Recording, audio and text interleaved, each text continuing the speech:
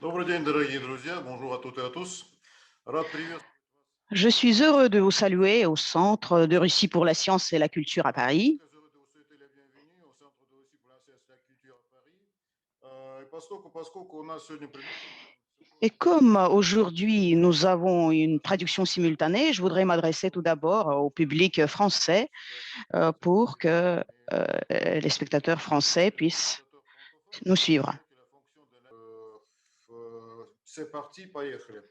Дорогие друзья, Chers amis, justement, c'est le deuxième jour du printemps et aujourd'hui, la Maison russe pour la science et la culture à Paris, et c'est notre nom, c'est ce nom qui nous a été attribué à partir d'aujourd'hui sur décision du jury populaire dans notre pays.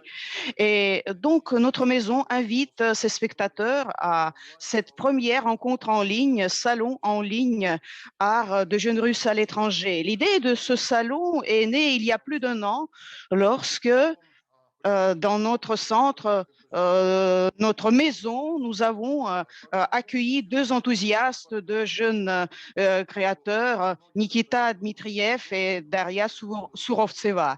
En dehors de leur jeunesse, leur passion, nos partenaires nous ont montré le souci de nos peintres russes talentueux qui font des premiers pas et qui ont déjà des projets créatifs.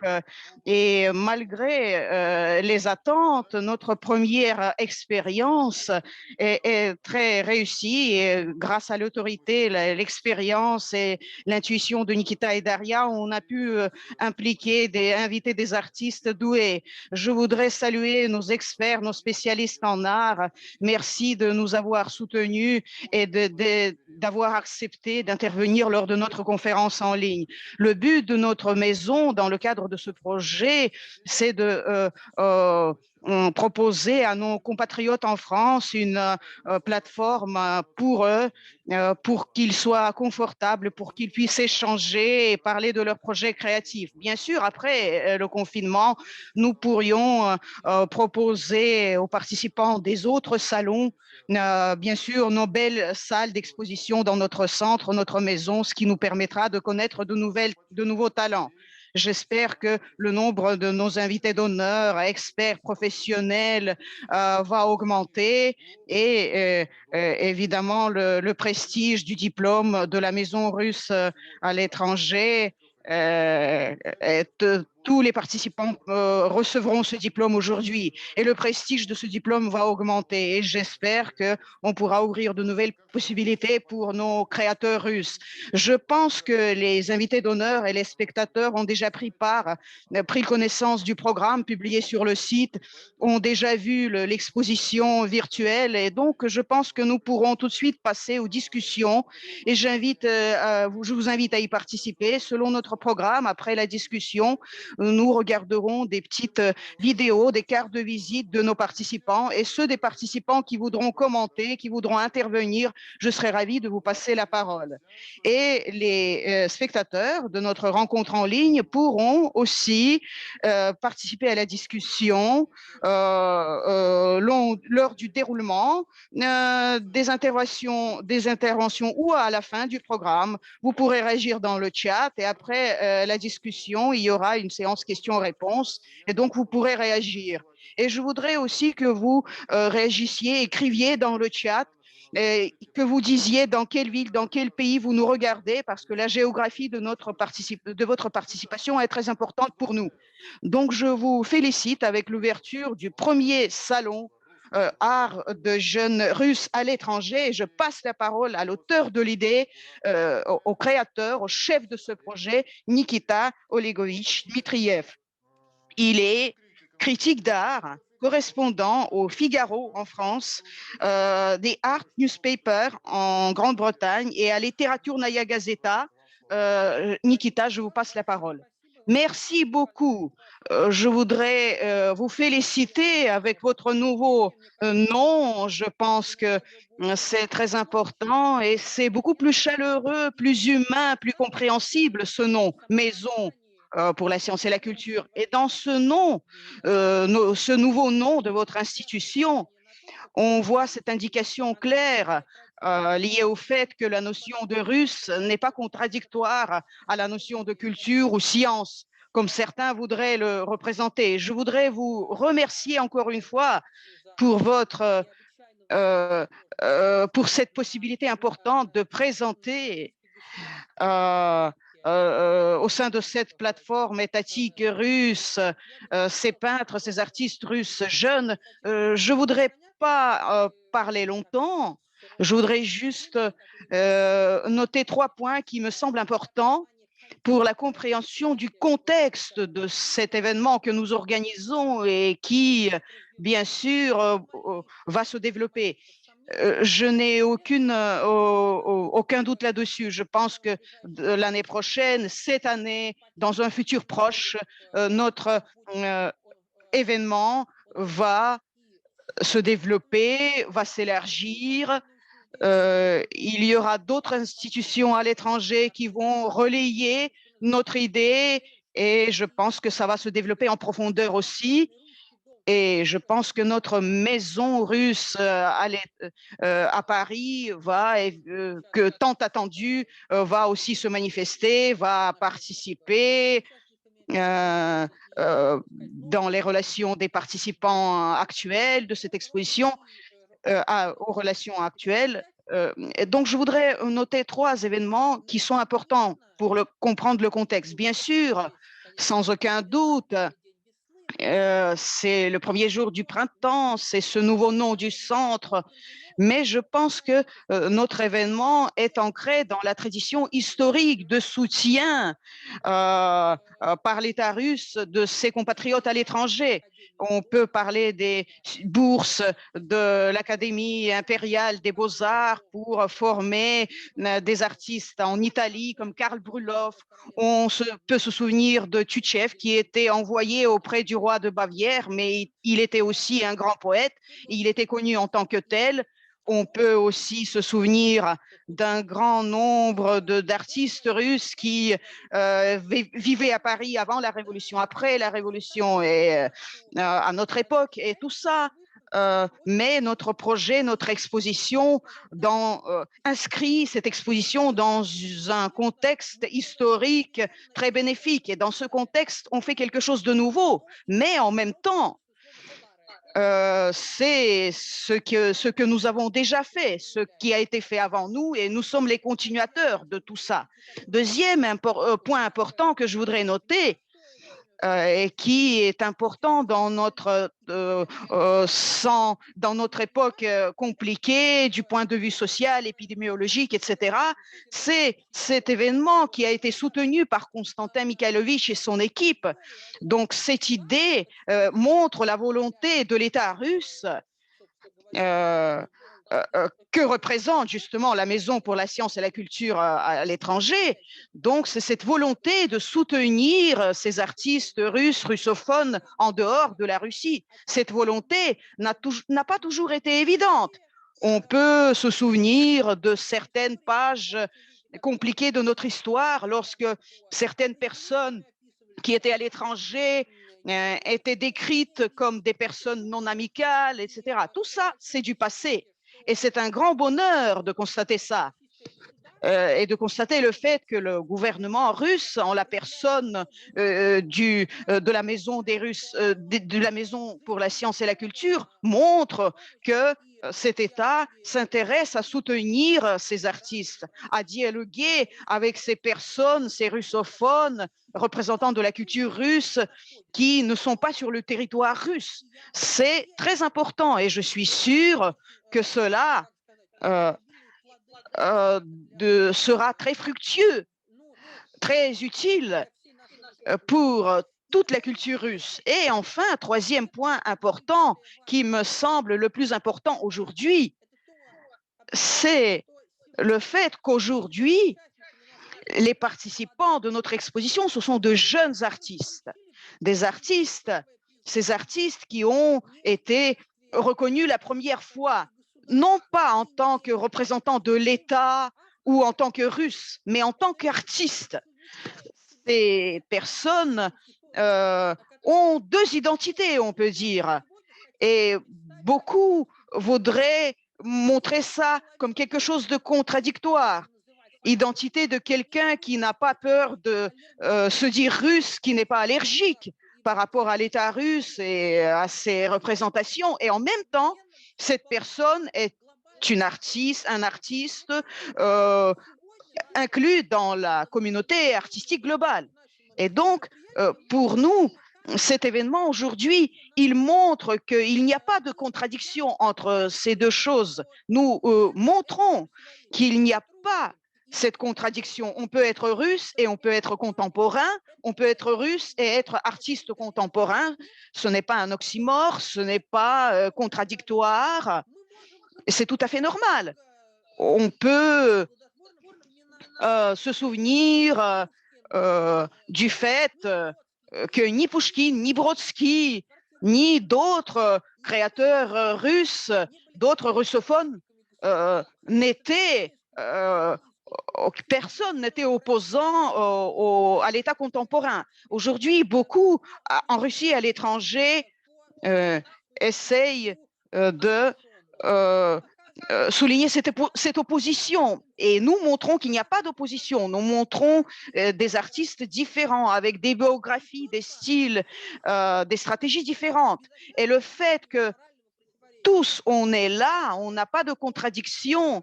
On est ici tous sur cette plateforme en ligne de la Maison pour la culture russe à l'étranger. Ça, c'est très important pour le futur. Et je pense que dans une certaine mesure, je ne voudrais pas être grandiloquent, mais je voudrais dire que nous ouvrons une nouvelle page dans cette histoire d'interaction entre ces représentations russes à l'étranger, entre des institutions russes sur le territoire de Russie. Donc, et ces représentations à l'étranger font aussi partie de la Fédération de Russie. Donc, c'est un tout. Et je voudrais dire que nous ouvrons pour nous et pour tous les autres, pour nos spectateurs, pour nos amis, pour nos peintres, nous découvrons un nouveau monde russe qui est dénué de contradictions politiques, qui est basé sur un dialogue ouvert entre représentants de l'État, de la communauté artistique, scientifique, et dans cela, il y a bien sûr une importance capitale en dehors de l'histoire, importance de notre réunion d'aujourd'hui. Encore une fois, merci beaucoup à M. Volkov et merci pour son soutien et merci à toute l'équipe de cette nouvelle maison pour la culture russe à l'étranger. Merci Nikita, je suis tout à fait d'accord avec ce que vous avez dit. Peut-être il y a trop de compliments à mon adresse, mais je pense que ce que nous faisons aujourd'hui, c'est un grand projet, cela aura un futur important. Et quand nous pourrons faire des événements en présentiel, nous ferons quelque chose de très important pour ceux qui, en France, attendent de l'attention, du soutien de notre part. Et je voudrais tout d'abord m'adresser aux spectateurs. Je vois qu'il y a beaucoup de noms français parmi nos spectateurs. Il n'y a pas encore beaucoup de spectateurs, mais on vient de commencer et c'est agréable parce que nous adressons notre conférence aussi à nos spectateurs français. Bienvenue à vous. Et ensuite, je vais présenter les participants. Je ne vais pas mentionner tous les mérites. Je vais juste dire en quelques mots, présenter en quelques mots chaque participant et tous les mérites, tous les détails sont sur notre site. Donc, je vais quand même présenter cette dame extraordinaire, Daria Suvorovtseva, qui est devant une fenêtre. deuxième chef du projet, sculpteur moderne. Elle fait partie de la liste du top 100 des artistes peintres contemporains russes. Daria, je vous passe la parole. Merci beaucoup, Constantin, pour votre belle présentation de moi. Ça sera difficile pour moi de rajouter quoi que ce soit après cette belle intervention de Nikita parce qu'il a parlé de l'idée principale du projet, c'est l'idéologue principal.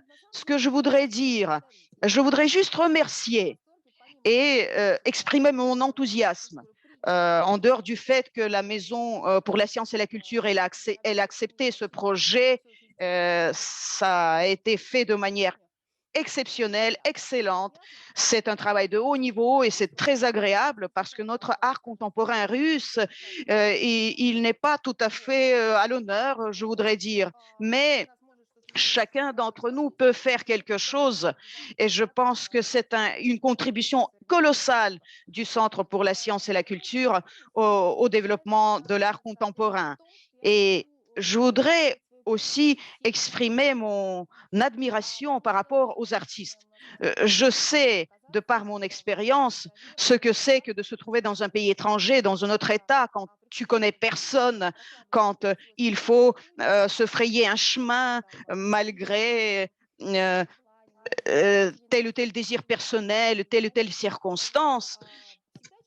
Donc, toujours, il y a ces histoires et c'est toujours une responsabilité gigantesque parce que chaque personne qui représente la Russie, derrière lui, il y a un grand pays, il est le représentant de sa propre culture et donc ses ressortissants russes, on connaît plein d'exemples. Nikita a parlé déjà de certains, par exemple, Elia Diaghilev et d'autres représentants de l'avant-garde. Et le but de ce projet, c'est de soutenir cet art jeune pour qu'ils comprennent qu'ils ne sont pas seuls ici. Parce que, vous savez, l'artiste est toujours seul. Et quand il se retrouve dans un autre pays, la solitude augmente énormément. Et on voit cet isolement et le contexte de l'art contemporain, peut-être qu'on pourra développer là-dessus un peu plus tard. Notre contexte se distingue du contexte européen, américain, asiatique, et donc représenter sa culture ici, être particulier, être original, mais en même temps travailler et tenir face à la concurrence, ce n'est pas évident. Et ces personnes, ces artistes qui sont présentés ici, j'ai eu grand plaisir à communiquer avec eux. Cela a été très intéressant, enrichissant, parce que c'est tout un groupe de peintres. Il ne faut pas qu'ils se sentent isolés, seuls. Il faut qu'ils sachent que nous sommes là pour eux. Nous sommes prêts à les soutenir. Et le Centre pour la science et la culture, évidemment, a beaucoup soutenu, nous soutient beaucoup et je vous remercie énormément. Voilà tout ce que je voulais dire. Je dois dire que c'est Nikita qui était leader en matière conceptuelle, mais pour ce qui est de l'organisation, la personne qui a le plus surmonté de difficultés, c'est Daria. Elle a été la locomotive de tout ce projet. Merci à vous.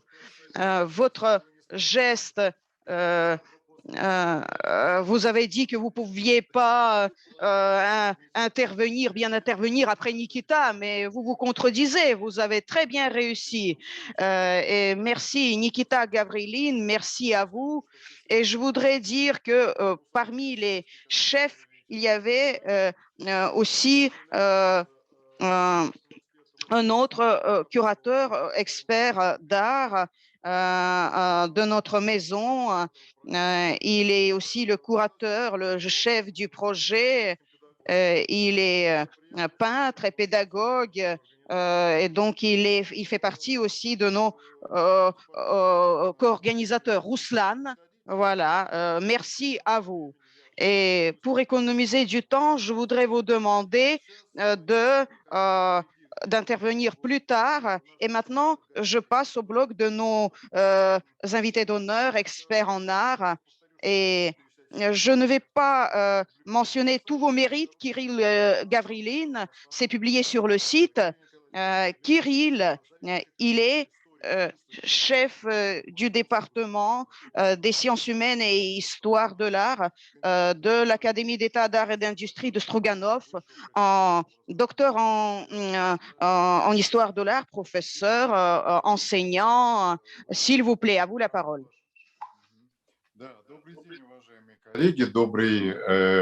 Bonjour, bonsoir, mon jeune artiste peintre. Nous sommes ravis de vous saluer aujourd'hui. Et tout d'abord, je tiens à vous saluer au nom de l'Académie d'État des arts de l'industrie, au nom du président de cette académie. Je crois que vous vous souvenez que notre université est l'une des plus anciennes universités en Russie. Nous avons presque 200 ans. Et nous sommes également bien connus pour nos relations internationales, ainsi que pour la contribution à l'avant-garde russe, l'art conceptuel et beaucoup d'autres choses. Pour cette raison, nous sommes heureux de voir les jeunes, de saluer les jeunes aujourd'hui. Bien évidemment, nous sommes les percepteurs des traditions de pluralisme dans notre culture artistique. Vous connaissez beaucoup d'artistes contemporains parmi les maîtres de notre école russe qui ont commencé dans les années 90. Par exemple, Dmitri Pigov, l'un des piliers du conceptualisme de Moscou, Kamil Hamid, Francisco Goronova, et bien évidemment la génération contemporaine, dont Daria Serotsova, le groupe Crocodile Power, Monsieur Tucholev, Monsieur Roman Satine, dont l'exposition s'est déroulée il n'y a pas longtemps dans la galerie Tretiakov dans le cadre du projet Le Mouvement en avant, ce qui explique que nous étions toujours ouverts aux innovations, à l'énergie des jeunes. Et pour nous, c'est un honneur d'être présent aujourd'hui lors de ce forum et de soutenir nos collègues qui travaillent à l'étranger. Et dans quelque sorte, l'histoire se répète. Dans les années 20 et dans les années 30, nous avons déjà une liste de l'immigration russe. Dans cette époque, c'était des diplômés de l'Académie des arts Stroganov qui puis sont partis en immigration en Allemagne, en Italie, en France, et qui ont continué leur relation avec la Russie soviétique à l'époque, et aussi les pays occidentaux, bien évidemment. Donc, ce sujet est bien important pour moi. Puis, pendant les années du soi-disant rideau de fer, c'était aussi la même histoire, réitérante. Et là, l'âge du nouveau siècle, du nouveau millénaire, c'est aussi un nouveau cycle de l'histoire qui se répète. Et puis, ce sont nos peintres, nos jeunes peintres russes qui réussissent à intégrer dans la vie occidentale, mais en même temps gardent leur relation avec leur patrie. Ça fait déjà 2 ans que nous sommes, si vous voulez, confinés. Des biennales, soit sont reportés, soit annulés. Pour cette raison, des événements comme ça en ligne sont bien importants. Donc, de nouveau, nous sommes ravis d'être là avec vous pour continuer notre discussion. Je crois que vous reprendrez la parole. Je vous remercie beaucoup, Monsieur Gavrilin. Bien évidemment, vous aurez des questions de la part de nos spectateurs. Et oui, tout à fait, vous avez raison. D'ici 2 semaines, Ce sera 1 an, pile poil, que la France a rencontré les mesures sanitaires limitées suite à la pandémie. Oui, on a déjà des commentaires. On a déjà des commentaires. L'un des commentaires est qu'on a beaucoup plus de jeunes en ligne par rapport à nos événements en présentiel. Et c'est bien dommage que dans les salles, on a moins de jeunes dans les salles en présentiel que dans les événements en ligne. L'un des programmes de l'UNESCO sur le rapprochement interculturel et dialogue interculturel, moi je souhaite reprendre ces mots, comme quoi la science et la culture doivent prendre plus de place dans nos cœurs, dans nos âmes et bien évidemment dans le programme et dans le planning de notre centre. Qui plus est, je souhaiterais également continuer un petit dialogue avec nos spectateurs. Detlef, l'un de nos spectateurs, il nous indique qu'il nous regarde des Hauts-de-Seine. Et puis Eva de Paris et Diana, elle nous a salués. Donc, soyez le bienvenu. N'hésitez pas à écrire vos commentaires dans le chat. On attend vos commentaires. Puis, je tiens à passer le micro à Madame Daria Kameshnikova, commissaire des expositions, responsable du premier établissement d'enseignement en Russie dans le domaine de l'art contemporain, école d'art contemporain, atelier gratuit, artiste, designer, chercheur principal, responsable du secteur culturel et éducatif pour les enfants et les jeunes du musée d'art moderne de Moscou. Oui, bonjour à tous. Oui, c'est vrai. Nous avons déjà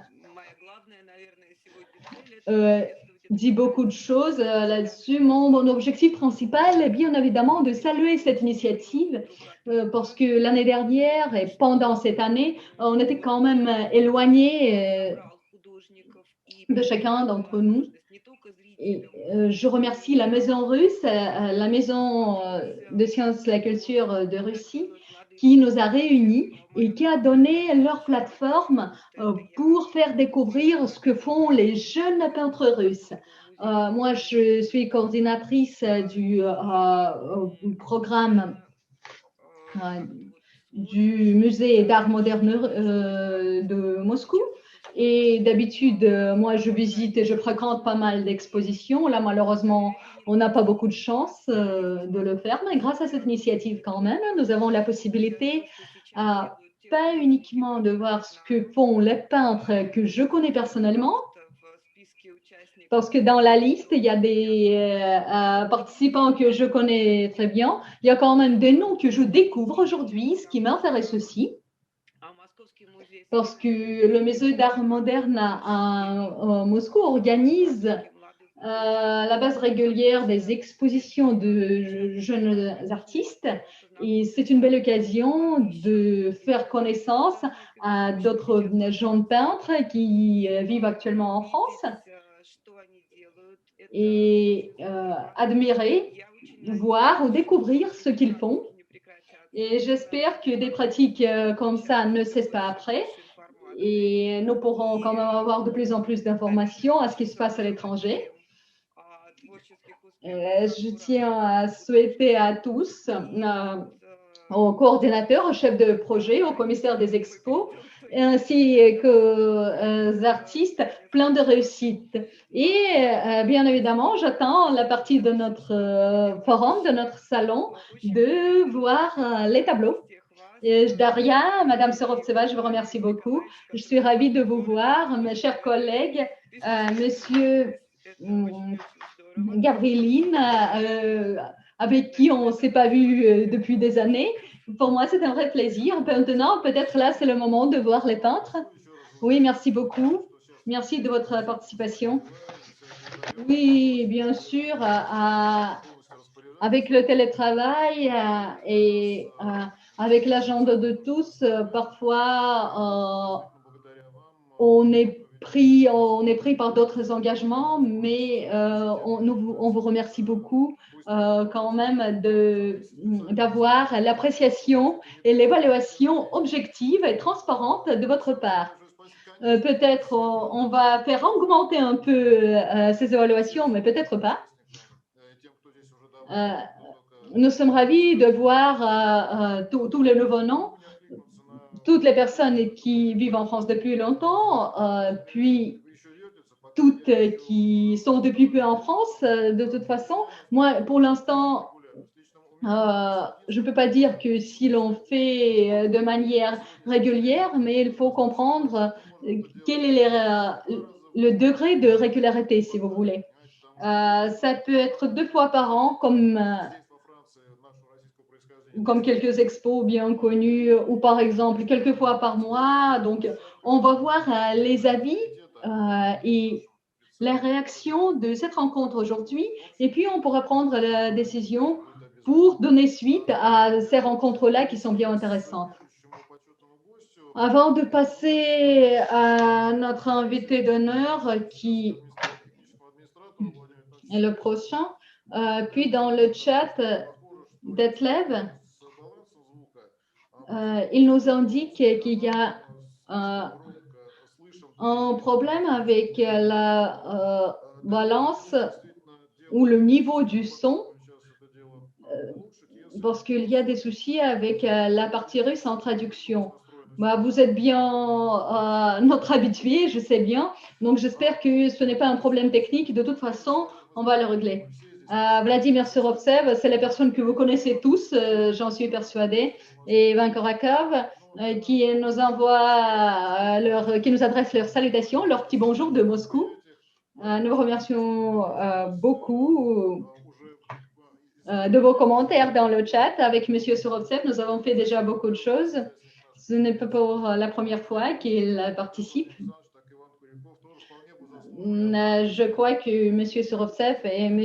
Korakov, ils méritent bien quand même d'être soit les participants, dans nos âmes, on est tous jeunes, ou par exemple les invités d'honneur ou les membres du jury.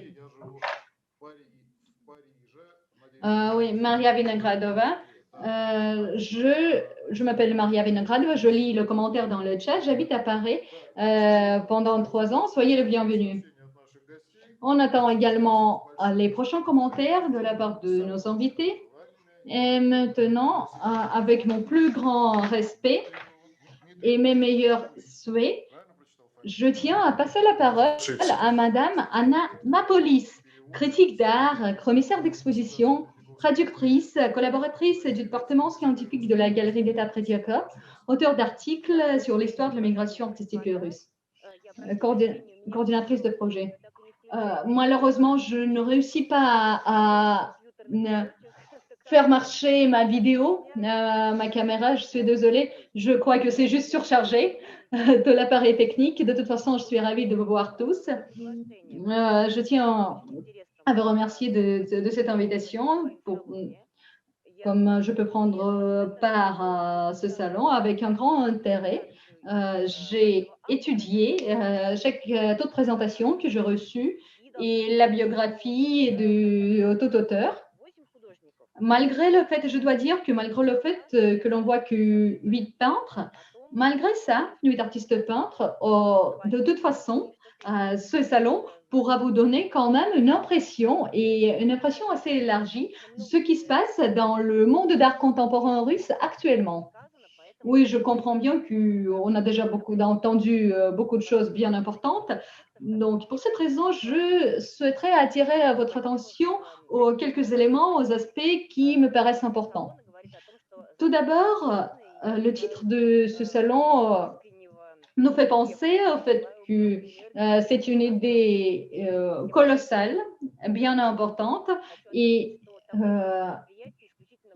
bonne chance à tous les participants de ce salon, ainsi qu'à tous les membres du jury. Puis ces recherches et ce travail sont bien importants, tout d'abord pour les critiques d'art, mais aussi ceux qui font des recherches et qui font le travail artistique aujourd'hui. Parce que ça donnerait envie de faire les études ultérieurement et faire les analyses nécessaires. Puis, cette mini-exposition pourrait être présentée à un large public. Et ce qui m'a beaucoup intéressé, que ce sont des formes et formats tout à fait différents qui figurent. Et de plus, tous les peintres originaires de Russie ou de l'Union soviétique, maintenant, qui vivent et travaillent à l'étranger, et si on regarde leur biographie, on voit très bien leur présence dans le processus artistique européen, qui me réjouit beaucoup.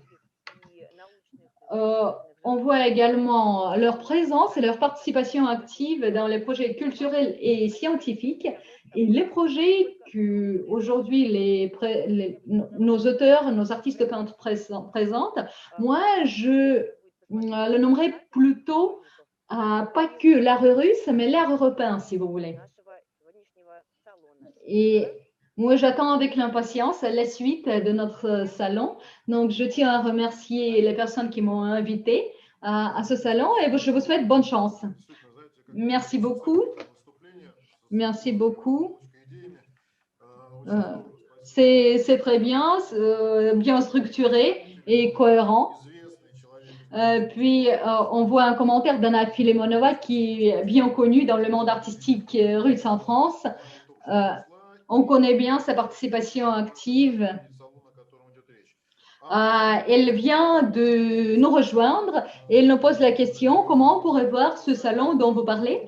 Mais en fait, oui, la conférence, vous êtes participante à la conférence actuellement, mais le salon, vous pourrez voir sur le site de la Maison de Sciences et la Culture de Russie à Paris. Et sur notre site, vous pourrez voir des cartes de visite que j'appelle des biographies,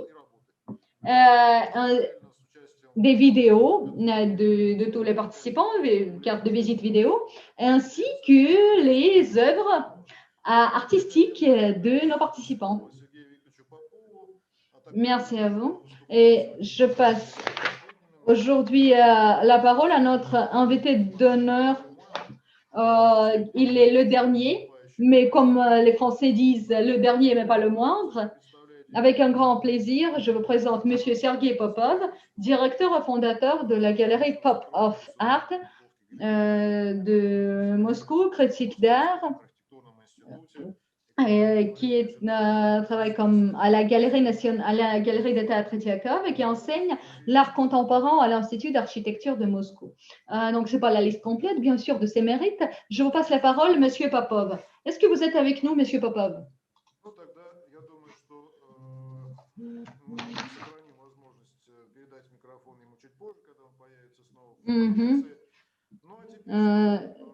Je crois, après notre cerise sur le gâteau, notre carte de visite vidéo de nos participants. Monsieur Sekletov, je vous prie de commencer avec la carte de visite de nos participants. Il y a quelques vidéos de nos participants qui sont sous-titrées.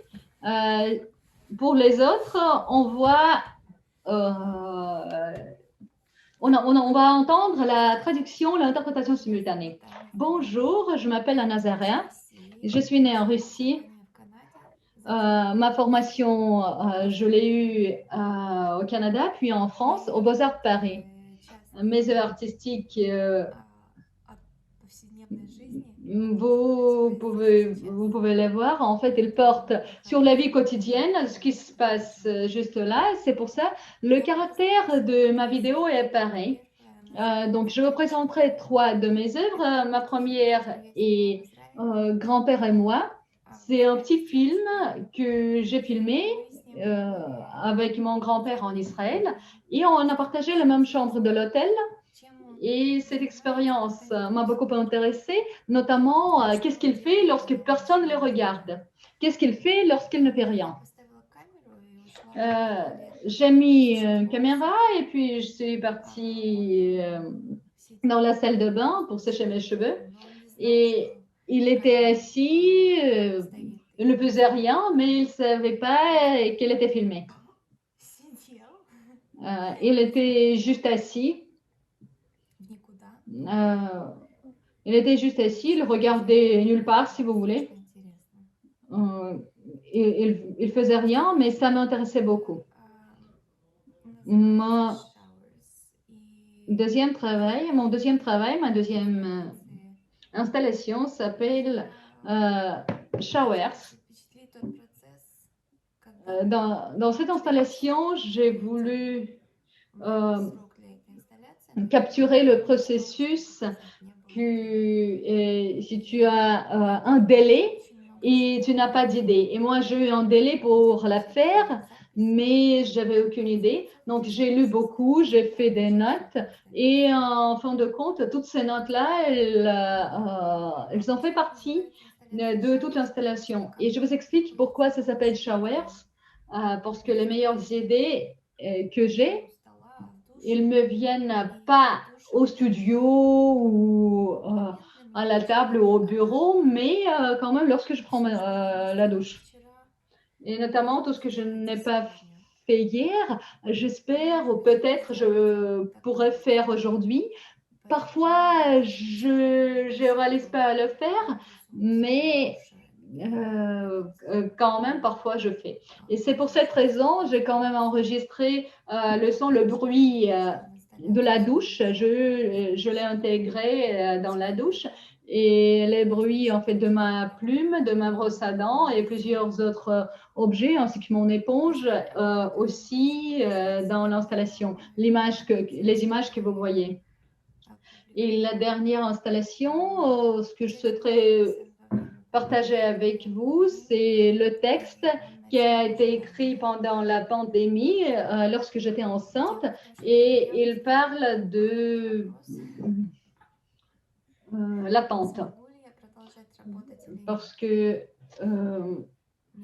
je ne savais pas si je pouvais continuer ou pas à l'époque. Parce que moi, je croyais que tout ce que je pouvais faire, je les ai déjà fait, tous ces travaux, toutes les réalisations. Et pendant cette période, lorsque j'ai été enceinte, je croyais que je suis vide, j'ai plus d'idées.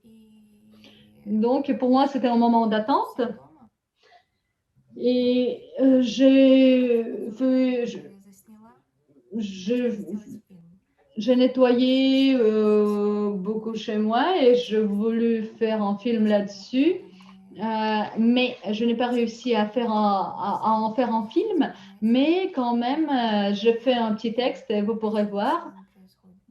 Donc, pendant la pandémie, lorsqu'il ne se passe plus rien, voici mes œuvres et j'espère que vous les aimez.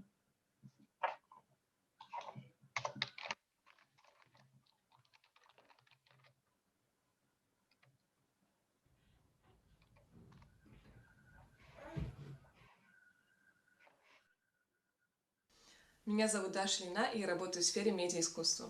И на протяжении уже нескольких лет я изучаю, как разные технологии влияют на наш организм. Начиная от физических влияний, как, к примеру, боль в шее, до менее заметных проблем, как влияние технологий на наш сон, на наш фокус или психическое здоровье. И один из проектов, над которым я работаю на протяжении уже нескольких лет, именно по этой теме. Этот проект называется Center for Technological Pain, или Центр для технологической боли. С помощью этого центра я предлагаю идеи для борьбы с физической болью, а также зависимостью от устройств, которые мы используем каждый день, как телефона или компьютера. Сам центр, конечно, не существует на самом деле и является коллекцией разных небольших проектов, как, к примеру, всеобразные гаджеты, сделанные из материалов, которые можно найти дома, или же приемы самозащиты от технологий. Мой последний проект, в котором более конкретно говорится о влиянии технологий на сон, называется Do Humans Dream of Online Connection? Мечтают ли люди о подключении к интернету? Этот объект стремится объединить природу жестких физических интерфасов с хрупкостью тонкой ручной вышивки. Вышивая телефон на подушке, объект обращает внимание на то, сколько времени мы проводим в состоянии постоянной связи, и намерение телефонов поддерживают наше взаимодействие с онлайн-сетями, в то время как сам телефон никогда не спит, так как он постоянно запускает обновления и обрабатывает данные из различных приложений, которые могут быть на нем установлены. Ну и последний проект, про который я вам расскажу, называется www.samiatask.com. www.samiatask.com – это онлайн-услуга, направляющая меня и художницу Аманду Льюис на выполнение алгоритмических задач. Этот проект имитирует требовательный рабочий процесс, который ежедневно испытывают работники, подвергающиеся воздействию стандартов экономики свободного заработка. Например, службы доставки или люди, которые работают на Amazon Mechanical Turk. Во время перформанса посетителям предлагается прислать нам задачи, которые сразу же будут показаны на экране. Выставка была также записана и транслирована на YouTube, чтобы пользователи могли отправить нам задания на расстоянии. Для этого проекта мы читали много интервью с людьми, работающими в рамках экономики свободного заработка, и многие часто упоминали, что звук оповещений о новых задачах не только пугал их, но заставлял их бросить все, над чем они работали, чтобы выполнить новое задание. Я надеюсь, что во время этой краткой презентации моих проектов вы узнали что-то новое и заинтересовались моей практике. Поэтому спасибо вам большое за внимание.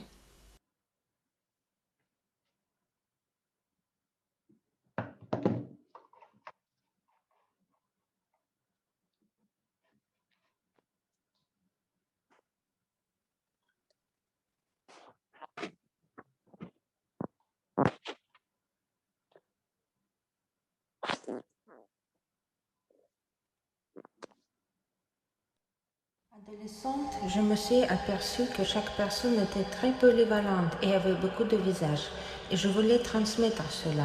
Ça a commencé à cette époque, probablement parce que c'est le début de la compréhension de soi, ses émotions, ses sentiments et son corps.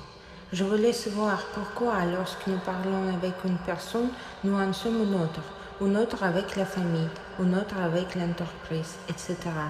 Mais aussi quelles sont les évolutions physiques d'une personne au cours d'une vie, qu'est-ce qui s'en traduit physiquement quand on voit quelqu'un de mince, quelqu'un de gros, quelqu'un de petit et quelqu'un de grand. Je voulais démonter la personne comme un puzzle, voir comment elle pouvait fonctionner et la remonter. Avec les années, ces questions se sont approfondies et développées. Et ont trouvé écho bien sûr dans ma formation. Les cours d'anatomie ont été une première découverte pour moi.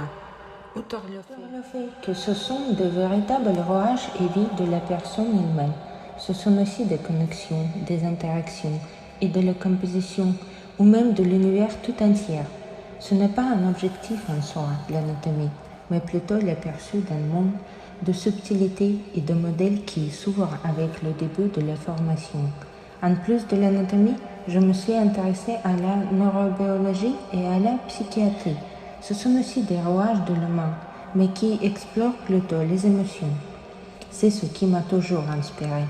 J'ajoute constamment à ma bibliothèque personnelle sur ces sujets. Bien sûr, il y a aussi l'influence de l'expérience personnelle. J'ai beaucoup d'histoires différentes derrière moi liées à ces sciences et j'ai repris ma vie depuis le début plus d'une fois. Nouvelles rencontres, nouveaux visages pour et autour de moi. Mes problèmes sociaux, ce sont probablement la raison pour laquelle je suis préoccupée par les problèmes sociaux en société, et aussi parce que c'est toujours très proche de l'émotion. Pour illustrer cela, j'aimerais parler d'un fait historique. Il y a une histoire sur la façon dont un intellectuel emprisonné à la Bastille a décidé d'écrire Histoire de France. Et il a commencé à travailler dessus jusqu'à jour où il a vu une bagarre dans la cour et a décidé de découvrir ce qui s'était passé. Il a interrogé les autres prisonniers, demandé aux gardiens et interrogé les participants au conflit. Il a fini avec 4 histoires différentes et n'a jamais trouvé la vérité. Il se demandait comment il pouvait écrire toute une histoire de France alors qu'objectivement il ne pouvait pas écrire l'histoire d'un combat. Je ne me souviens pas de qui c'était et quand, mais cette histoire est gravée dans ma mémoire. Et c'est peut-être pour cela que je ne m'engage pas à créer sur les problèmes mondiaux et sociaux de la société, mais à considérer les problèmes mondiaux d'une personne en particulier, les miens. et ceux de mes multiples visages et des gens autour de moi.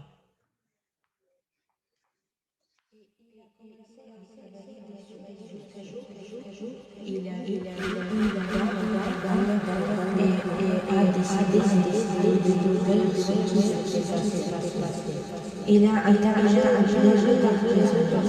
demandé au gardien et interrogé à il a fini avec et il n'a jamais trouvé. Il se demandait comment il pouvait écrire une histoire de France. Во-первых, я просто хотел прокомментировать, что если у нас идет видео без перевода на русский, да, для того, чтобы понимать, ну, понятно, внизу справа, внизу экрана есть маленький земной шар, за ним есть возможность изменить дорожку перевода, да, то есть вы можете переключиться на русский и будете слышать перевод. Насчет перевода, у нас, к сожалению, небольшая техническая накладка, вторая переводчик-синхронист вышла из трансляции, зашла снова, Владимир Анатольевич, ей нужно присвоить права переводчика, ладно, чтобы она могла тоже включиться. Все, давайте продолжаем. On continue, on avait juste un petit souci technique. Pour la traduction simultanée, il fallait juste mettre un petit club pour changer la langue. Je suis une artiste plasticienne et autodidacte. Mon parcours il est assez atypique et c'est un peu gênant d'en parler en se filmant. Je fais de la vidéo, la photographie, installation et sculpture. Et ce blog de langage visuel me permet de traiter les sujets qui m'intéressent le plus, qui sont la solitude, la mort, l'isolement, la fuite de temps et l'enfance. Ce sont les sujets qui me fascinent et qui me font peur aussi. Et j'essaie de les approcher avec une certaine innocence et communiquer à l'autre ce que je ressens. Oui, pour moi, c'est un moyen de toucher l'autre quand on ne sait pas parler. Merci.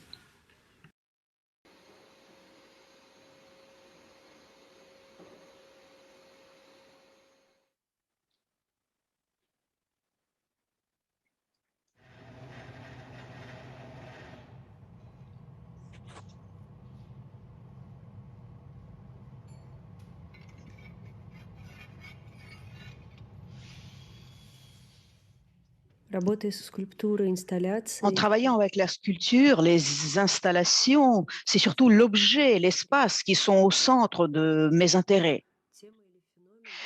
Ce thème, ce phénomène que je voudrais étudier, c'est lié directement et intuitivement au problème de l'objet lui-même, à sa forme, le matériau de cet objet. C'est toujours un point de départ. Et c'est ça qui représente cet intérêt anthropologique pour ces objets, ces matériaux de la vie quotidienne, ordinaire. C'est ça qui m'attire le plus. En dehors de leur lien étroit et leur influence sur notre vie, ce qui m'importe, c'est le côté économique de ces objets, ce que je formule comme économie de l'objet. En fait, c'est un cheminement qui est fait par une tasse venant de chez Ikea, de sa conception jusqu'à sa fabrication dans une usine où elle a été fabriquée en Chine. Et puis après, elle voyage à travers le monde pour se retrouver dans un magasin. Et puis ensuite, on l'achète et elle se retrouve dans notre cuisine. En s'adressant à tel ou tel matériau, j'étudie d'abord son histoire, sa sémiotique, son application. Certains objets restent longtemps au centre de mon attention et deviennent pratiquement des symboles qui font partie de mon langage visuel. Par exemple, une chaise en plastique de café, une toiture en acier, des structures métalliques, des haies métalliques, même une brique tout à fait ordinaire ou un gazon en plastique. Tous ces objets sont pour moi des symboles et c'est des témoins, malgré eux, de notre époque. ils apportent une marque de cette mémoire de la quotidienneté, de la vie quotidienne. Beaucoup d'objets avec lesquels je travaille sont un peu ironiques, soit à cause de leur forme ironique et leur forme hyperbolisée, ou alors l'ironie se cache dans la forme. Le travail avec les objets, les noms et les textes qui sont parfois inclus dans l'installation, c'est très important. J'utilise la langue anglaise en questionnant son universalité, en parlant de la globalisation et de la culture de masse et de son influence. La plupart des textes, la plupart des noms, ce sont des coupures en fait qui font partie de cette soupe globale anglophone collective. Certaines phrases deviennent des clichés qui habitent notre subconscient, qui sont quelque part aux frontières de la mémoire. Bonjour, je m'appelle Nikita Sorokin et dans cette petite vidéo, on va parler du processus de composition musicale. À notre époque, n'importe qui peut composer des œuvres musicales à l'aide de logiciels, d'ordinateurs ou en écoutant la musique d'une ville ou alors les deux en même temps. La musique est très accessible. Pour ma part, en fait, j'ai décidé très tôt que composer, c'était très joyeux, très gai. Je me souviens, quand j'avais 6 ans, j'avais l'habitude de composer des petites œuvres musicales pour piano, des miniatures, et cela me rendait joyeux parce que les sons, c'était pour moi des petits cubes ou alors comme des constructeurs Lego ou quelque chose de ce genre. Et en combinant des sons, à chaque fois, tu es étonné parce que le résultat peut être tout à fait différent. Et depuis mon enfance, j'ai commencé à composer et je continue toujours à composer.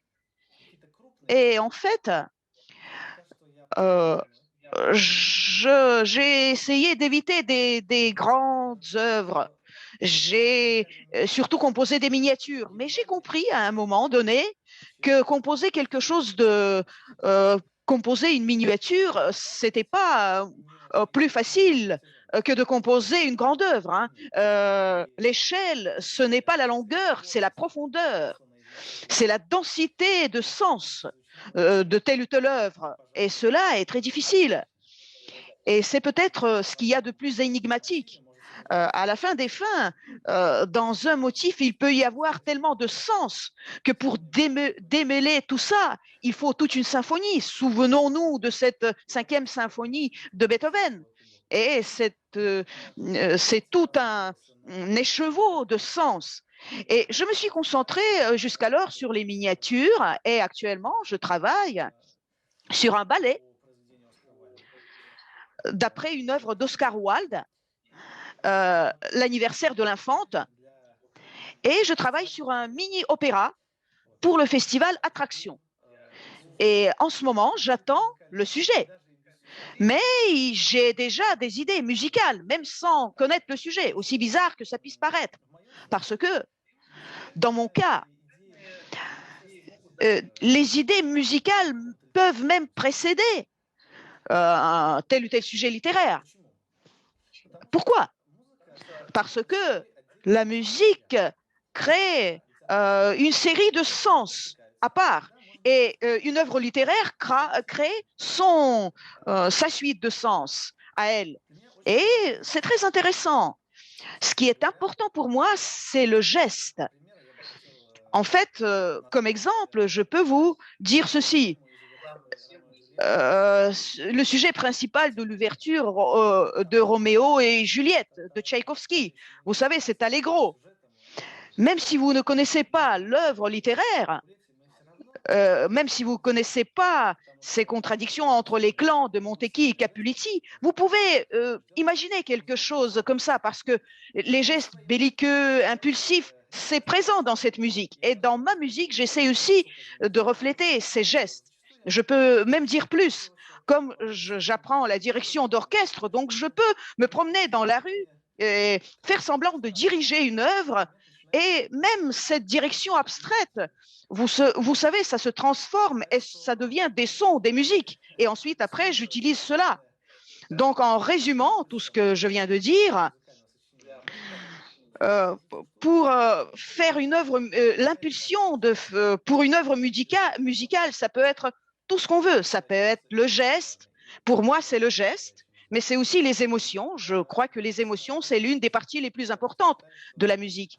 Et je parlerai aussi du langage. Le langage, c'est très important parce que la source principale des intonations musicales, de différents éléments musicaux, c'est la langue.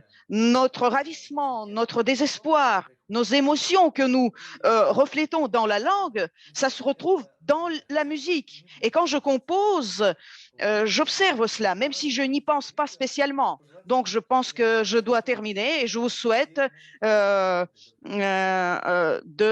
d'écouter des musiques agréables.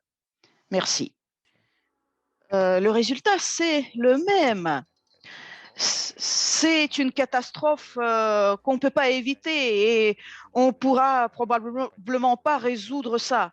Il y a une partie de la fourmilière, il y a des parties de la fourmilière. La fourmilière s'est divisée. Vous savez, la nature est très politisée.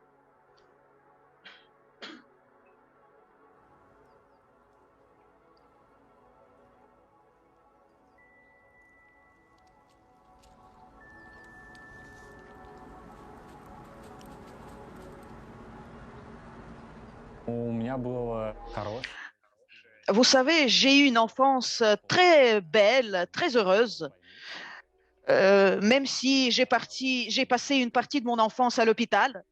Et j'étais habituée à ce milieu hospitalier, les murs blancs, tous ces murs stériles, où les communications, l'interaction avec des personnes, des fourmis, des insectes étaient absentes. Et en fait, je construisais mon monde selon mes propres lois esthétiques. Et quand je fais une installation, je la fais pour moi-même, pour que je me sente confortable au sein de cette installation. Et donc, ces installations s'adressent à une personne moyenne, de taille moyenne. J'ai eu beaucoup de projets avec des fourmis. J'ai des fourmis qui habitent chez moi en tant qu'animal domestique, en tant qu'animaux domestiques. Et ils ont leurs propres maladies, des périodes heureuses, des périodes négatives. Notre vie quotidienne contient tellement de technologies que pour moi, ce qui m'intéresse, c'est de faire quelque chose avec mes mains. Et à chaque fois, j'essaie d'inclure dans mes travaux quelque chose de naturel pour laisser un code génétique, une trace, un code systémique de la manière dont, de l'aspect qu'avait notre planète. Le problème écologique en Russie ne se pose même pas, ça n'existe pas. Nous avons des problèmes qui nous intéressent beaucoup plus. La religion, la politique, des problèmes sociaux. Les présidents peuvent changer, les religions peuvent changer, mais la nature, si elle change, alors ça sera beaucoup plus difficile pour nous, hein. Donc, il est évident que je me trouve au sein d'une société humaine et ça m'intéresse de regarder, observer cette société comme quand j'étais petit et que j'observais des fourmis. Et donc, je regarde ce que font des personnes, des gens, j'observe.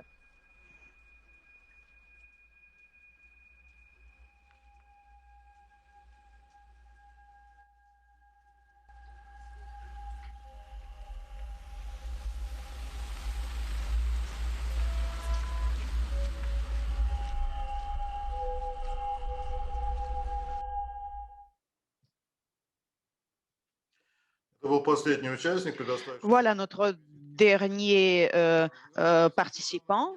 Alors, je ne sais pas si vous êtes d'accord, mais moi, je pense que certaines vidéos deviennent en fait des œuvres d'art.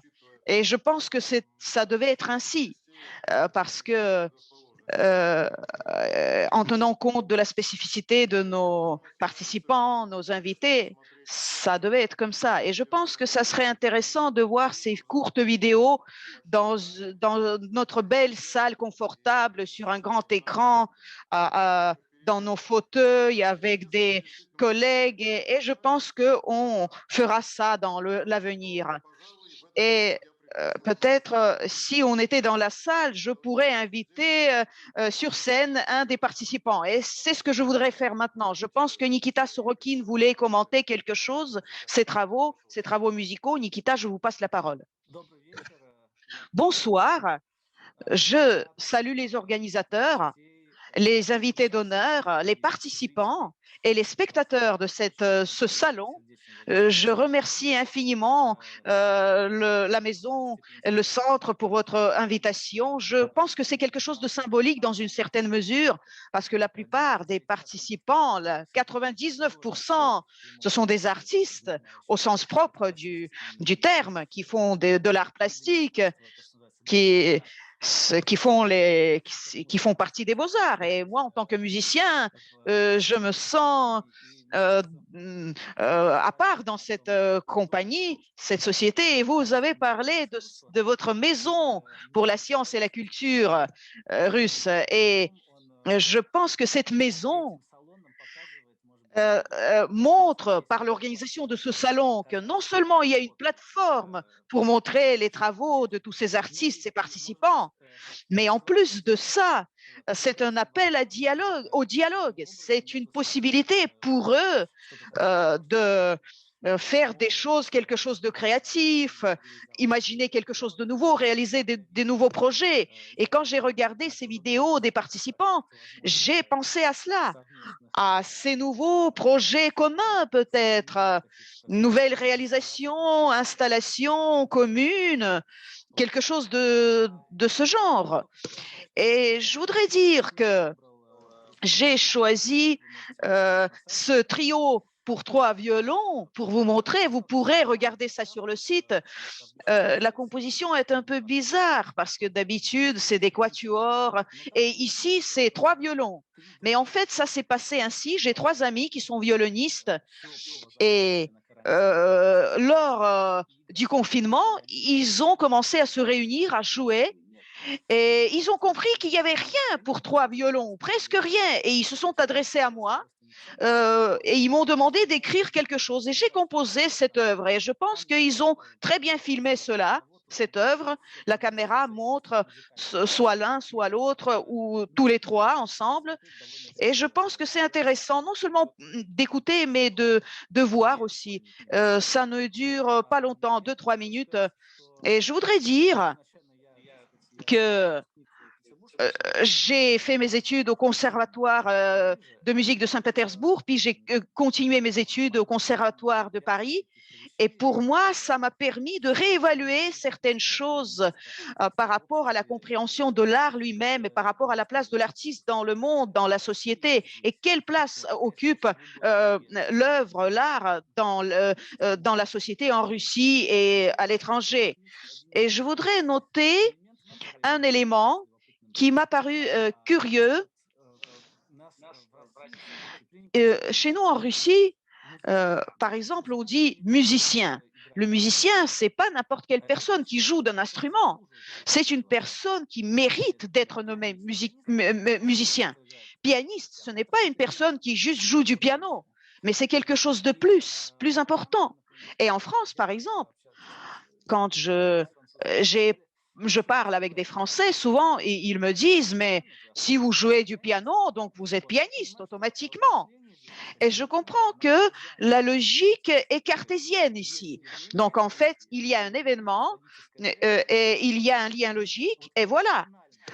Et donc, ce que les Français appellent âme russe, âme énigmatique russe, c'est ce qui a toujours attiré la France, même par rapport aux saisons russes de Diaghilev, c'est ce qui attirait aussi la France.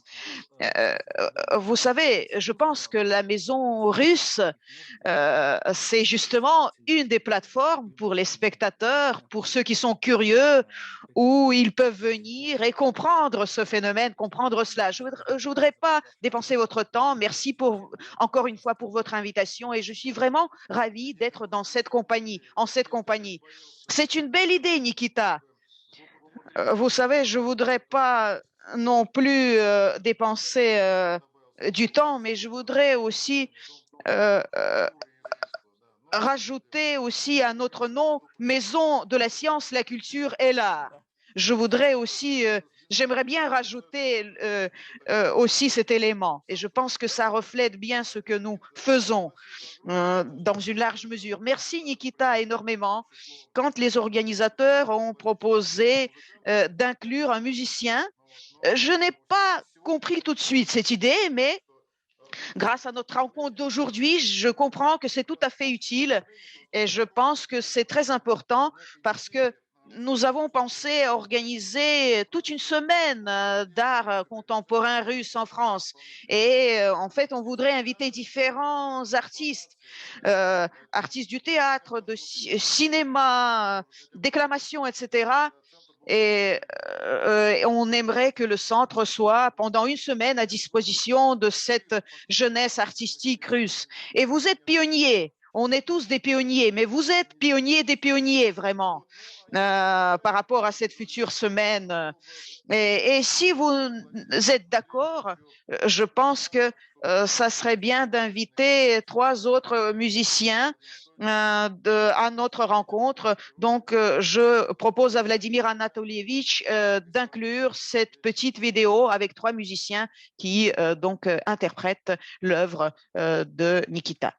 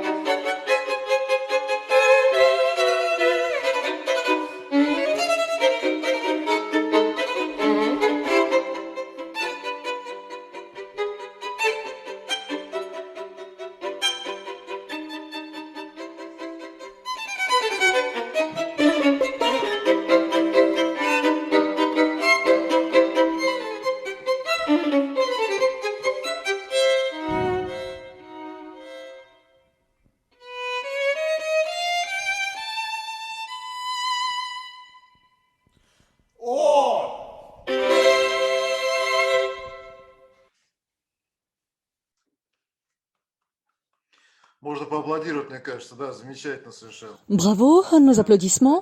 Pour moi, je n'ai pas trop bien compris dans quelle tonalité vous avez chanté haut. C'était dans Do majeur. D'accord, merci beaucoup. Et je souhaiterais passer la parole à notre prochain participant, Daria Elena ou Dasha Elena. C'est à vous. Oui, merci beaucoup. Je souhaiterais juste remercier Daria et Nikita d'avoir organisé cette exposition et ce salon pour faire découvrir l'art de jeunes Russes, jeunes artistes russes à Paris. J'espère que prochainement, on pourra se voir en présentiel. Et je tiens à remercier Nikita et Daria d'avoir accepté ce projet. Et bien évidemment, je tiens à remercier la Maison russe des sciences et de la culture d'avoir accepté ce projet. Comme Daria disait au début de notre salon, nous étions heureux de savoir que la maison est intéressée par l'art russe. Et j'ai eu également plaisir de regarder les cartes de visite d'autres participants et je vous en remercie. Je vous remercie également et je passe la parole à notre prochain participant, Madame Anna Zara, Art Installation. Bonjour à tous, je vous remercie de cette organisation. Je vous remercie de m'avoir invité en tant que participant. J'ai été ravie d'enregistrer la vidéo ainsi que la carte de visite et je souhaiterais expliquer pourquoi dans ma vidéo figurait mon enfant, mon bébé. Je vous explique. En fait, les œuvres de Chantal Akerman m'inspirent beaucoup. Je ne sais pas si vous connaissez cet artiste qui travaille en production audiovisuelle créative. Et la semaine où il me fallait enregistrer la vidéo, j'ai regardé à nouveau beaucoup de ses œuvres. Et il y a une vidéo où la télévision française lui a demandé de faire un enregistrement audiovisuel sur son travail. La vidéo est intitulée Chantal Akerman on Chantal Akerman. Moi, je l'ai regardée, un petit élément a attiré mon attention. Pendant le tournage, lorsqu'il continuait à parler, son petit chien est rentré dans le cadre. Malgré cela, elle a continué son discours. C'est ce qui s'est passé en effet dans mon cas. Lorsque j'ai commencé à enregistrer ma vidéo, mon bébé a commencé à grincher. J'ai refait l'enregistrement à plusieurs reprises et puis j'ai compris qu'il ne fallait pas le faire. Là, c'est une vraie vie, une vie naturelle. Donc, si je fais des vidéos sur notre vie quotidienne, sur la vie telle qu'elle est, je peux me permettre d'intégrer cet élément. J'espère qu'il ne vous a pas dérangé. Je sais bien que dans le monde d'art, on essaie quand même d'éviter ce moment. Mais bon, je remercie tous les participants de leur participation. J'ai bien aimé vos cartes de visite. Vous voyez, on a de la chance aujourd'hui et tout se passe à un bon moment. Nous avons terminé notre partie dédiée à la discussion et c'est M. Popov qui nous a rejoints. Je suis ravie de saluer M. Sergei Popov. J'espère qu'il pourra saluer à son tour nos participants. Sergei Popov, directeur et fondateur de la galerie Popov Art Moscou, critique d'art. Pendant 5 ans, il a travaillé comme chercheur à la galerie d'État Tretiakov.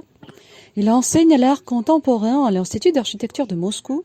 Je m'arrête là, le reste est publié sur notre site. Je passe la parole à M. Popov. Je vous en remercie beaucoup.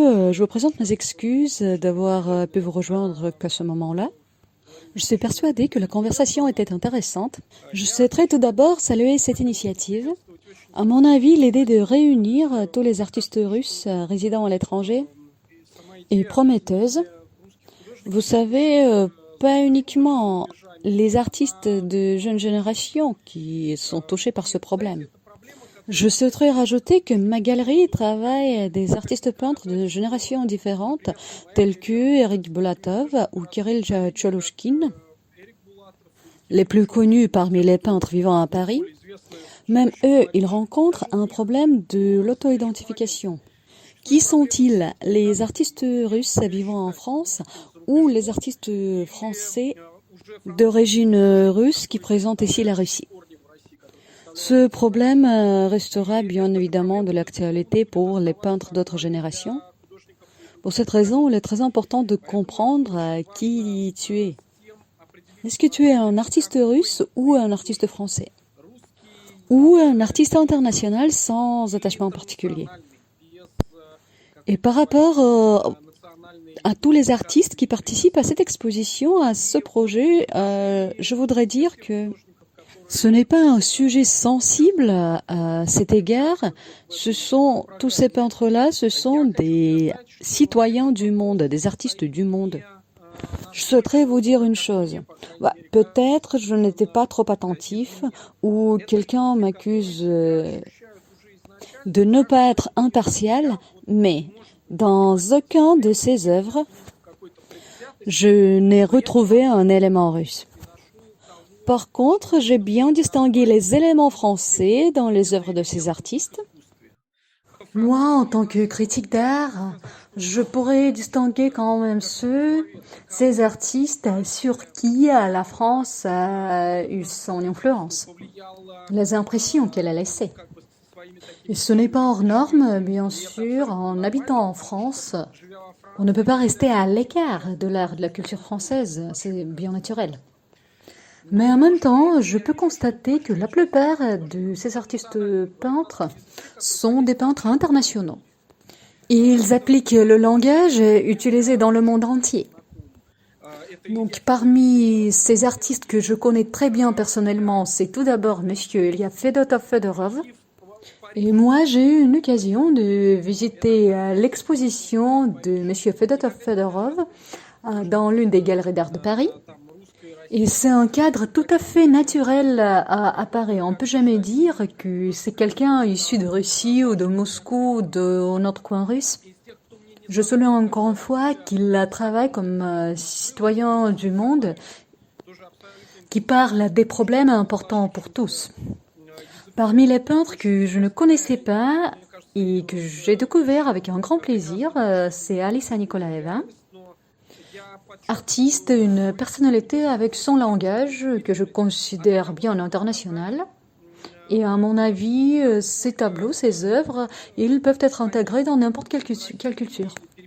Mais je parle de ces peintres notamment pas pour les distinguer des autres, mais pour expliquer ce sentiment de liberté sans affectation des artistes partis de Russie.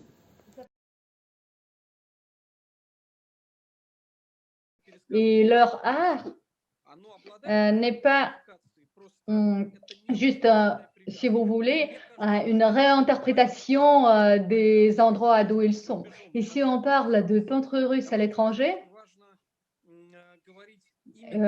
il faut noter que les Russes peuvent apporter en France ou dans un monde entier en tant que Russe, si vous voulez, mais en utilisant quand même le langage tout à fait international. Pour moi, une personne qui se trouve quand même en Russie, j'adore la France, j'aime bien visiter la France, mais comme je me trouve en Russie, la plupart du temps, on me pose toujours la question comment nous, les Russes, on peut quand même être connus dans un monde entier. Pourquoi les Russes ils sont peu appréciés?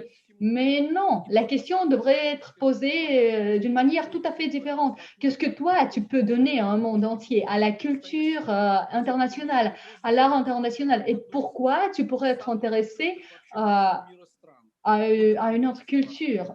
Par exemple, notamment en France, un pays le plus ouvert parmi les autres, si vous voulez, du point de vue artistique, bien évidemment. Pour vous donner suite, tout d'abord, je suis tout à fait d'accord à propos d'Eric Boulatov. Lui, si vous voulez, il insiste qu'il est français. Moi, je le vois régulièrement. Il a vécu bien évidemment en Russie, en France. Après, je souhaiterais dire quelques mots sur Oscar Rabin, son hommage. Il disait qu'il était plutôt un citoyen soviétique, malgré le fait qu'il habitait dans les quatre coins du monde. Notre conversation d'aujourd'hui nous parle d'un petit pont dans le futur, dans le monde idéal du futur, si vous voulez.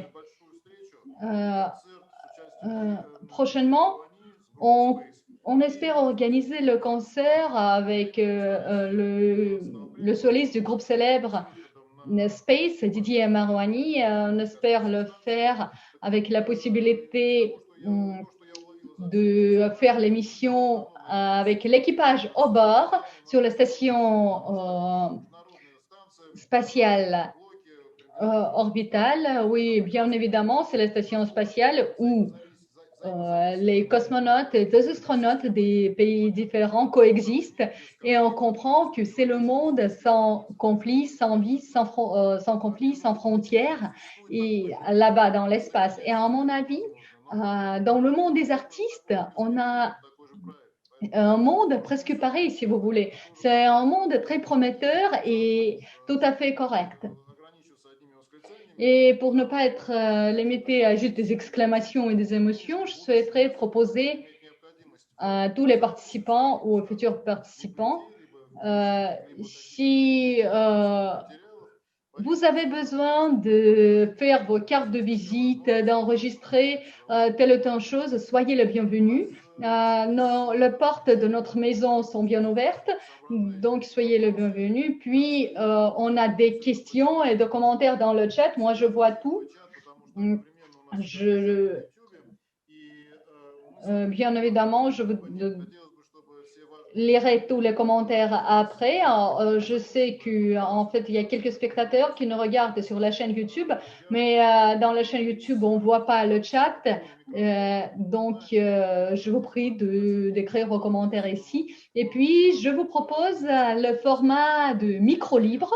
Je sais bien que nous attendons un échange. Donc, vos appréciations sont les bienvenues, vos commentaires sont les bienvenus. Puis, si vous levez la main, je pourrais vous proposer de prendre la parole. C'est à vous. Monsieur Volkov, moi, en tant que l'un des organisateurs, je souhaiterais rappeler Dostoïevski, peut-être je dis de banalité. Il disait que la personne russe, c'est bien large. On a déjà une discussion. Si c'est bon que les participants de notre exposition ils maîtrisent la langue ou le langage international, et s'il s'agit du sujet russe, du thème russe, et qu'est-ce que c'est un sujet russe? Si ce sont les hymnes de Russie ou juste de petits boulots, par exemple, Madame Zera, Anna Zera, je ne sais pas si elle l'a fait consciemment ou inconsciemment, mais elle a repris, si vous voulez, la Madone de Petrograd. On a vu tout de suite la mise en scène de cette toile.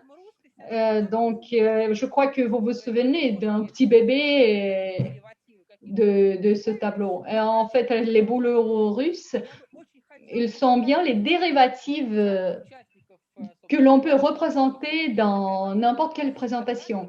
Et je crois, j'espère, je prie plutôt tous les participants de répondre quels souvenirs sur la culture russe vous avez et si vous le chérissez, ces souvenirs, parce que nous avons des biographies devant nous tout à fait différentes.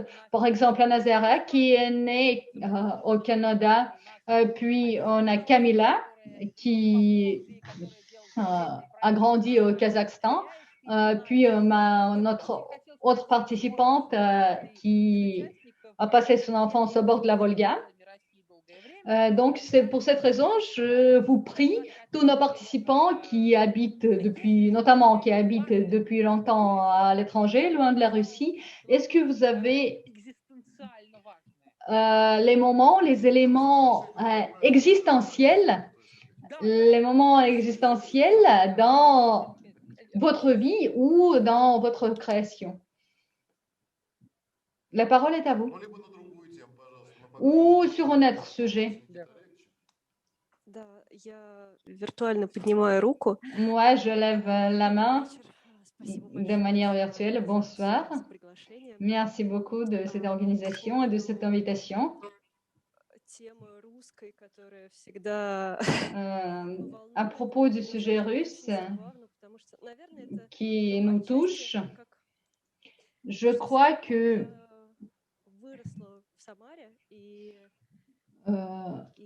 moi, je suis née à Samara.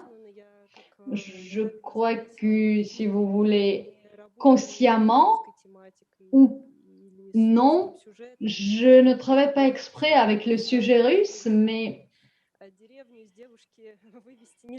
on ne peut pas faire sortir, si vous voulez, un petit village d'une fille russe, parce que c'est quelque chose quand même qui m'a formée. Et je suis persuadée qu'inconsciemment, on peut pas l'éviter. C'est pour ça qu'on pourrait voir des traces russes dans toutes nos œuvres. Même si on parle du matériel ou le contexte de mes sculptures. Si vous voulez une petite anecdote, lors de Biennale, moi je suis partie faire des achats de matériel nécessaire et l'un des conducteurs, en fait, son véhicule, malheureusement, il était assez obsolète. C'était des Jiguli et il était en panne. Et juste pour le faire réparer, il a pris une petite pierre au bord de la route pour essayer de réparer la voiture. Et pour moi, ces moments, si vous voulez, existentiels ou juste de vie quotidienne qui me sont très importants. Désolée, peut-être je dis quelque chose. Tout d'abord, bonjour à tous. Bonjour à toutes les personnes que je connais personnellement ou aux autres que je ne connais pas. Maintenant, je suis en Suisse. En effet, cet agenda russe,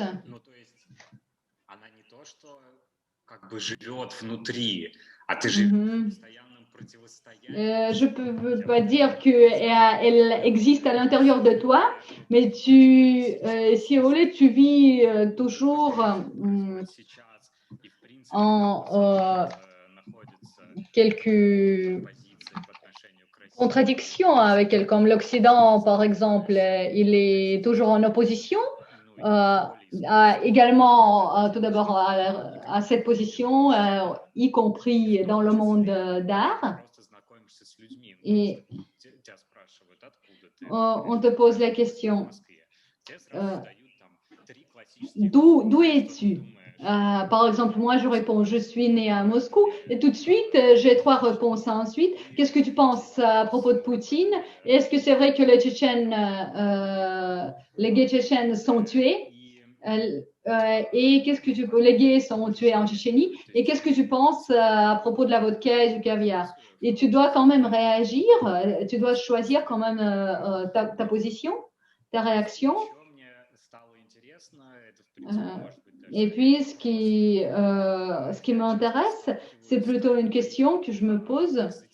Je fais face aujourd'hui à, si vous voulez, l'exotisme de Russie suite aux nouvelles que le monde occidental percepte, mais c'est quand même une vision assez limitée. Je ne vais pas le dire qu'il est multipolaire.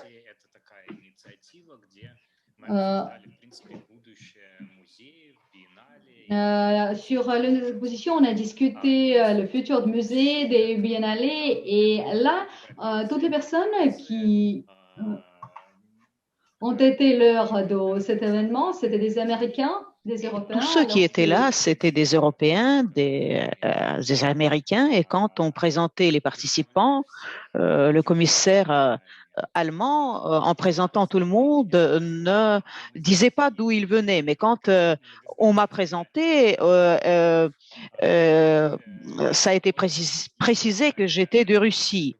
Et donc, elle m'a jeté un regard compréhensif, et donc comme si j'étais une curiosité étrangère à qui on pouvait poser des questions un peu difficiles. Et donc, ça se sent. Et ça existe. Et la question est de savoir comment tu le prends. Et il faut, je pense, avoir sa propre attitude personnelle par rapport à toutes ces questions. Mais pour moi, ça m'intéresse beaucoup, ça influe sur moi. Parce que quand tu te trouves en dehors de la Russie, tu as un autre regard, une autre perspective. Et cet échange de culture, ça se passe justement de cette manière. C'est tu es une personne qui évolue dans deux espaces à la fois, qui existe dans deux espaces à la fois. Et voilà ma réponse. Et ma question aux autres, c'est la suivante. Est-ce que vous sentez cette exotisation des Russes, si je puis dire, ou c'est seulement moi? C'est mon impression seulement. Oui, oui, bien sûr. J'ai même, à un moment donné, cessé de parler, cessé de dire que j'étais de Russie, parce que ces trois questions classiques, elles sont présentes tout le temps. Et un autre point, c'est qu'on te perçoit dès le départ ou assez souvent, dès la première rencontre, on te colle une étiquette, on se dit ah tu es russe et donc dans ce cas ton art est politisé ou alors autre chose. Donc il y a une sorte d'étiquette. Oui, c'est compliqué. J'ai une question. Et la France, et en France, est-ce qu'il y a de l'art politisé? Vous avez vu ça? Vous avez rencontré ça? Euh, il y a Piotr Pawlenski qui est absent, qui n'est pas participant hein, aujourd'hui. Oui, vous savez, donc même si tu es international, on peut pas fuir, tu peux pas te fuir toi-même. Si tu as un nom russe, donc de toute façon, ça surgit. Votre maison, ce n'est pas uniquement la science et la culture, mais c'est aussi la maison russe pour la science et la culture. Hein, et c'est une composante importante. Et donc, actuellement, on a une sorte d'expérience de labo et on comprend que c'est beaucoup plus profond que le langage expressif, que les boulots ou que autre chose. On ne peut pas fuir ça, c'est présent, comme Alice l'a dit. Donc Alice, elle est très internationale par son langage artistique, mais en même temps, ça existe, c'est présent en profondeur et en quelque sorte, tu as affaire à ça tous les jours et c'est important.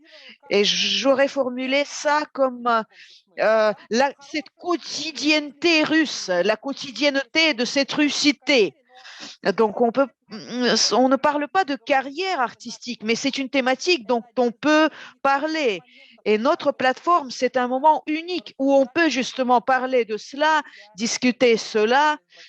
Et Alissa l'a dit, elle l'a fait brillamment. Nikita, je suis désolée, je vous ai interrompu, je vous rends la parole. Non, non, c'est une discussion vivante et c'est très bien. Je voudrais juste rajouter mes propres observations sur ce point. Peut-être c'est lié au fait que la musique, c'est un art sans parole et assez abstrait, souvent peut-être l'art le plus abstrait de tous. Et dans le milieu musical, vous savez, je dois dire que je suis moins confrontée à ce type d'attitude.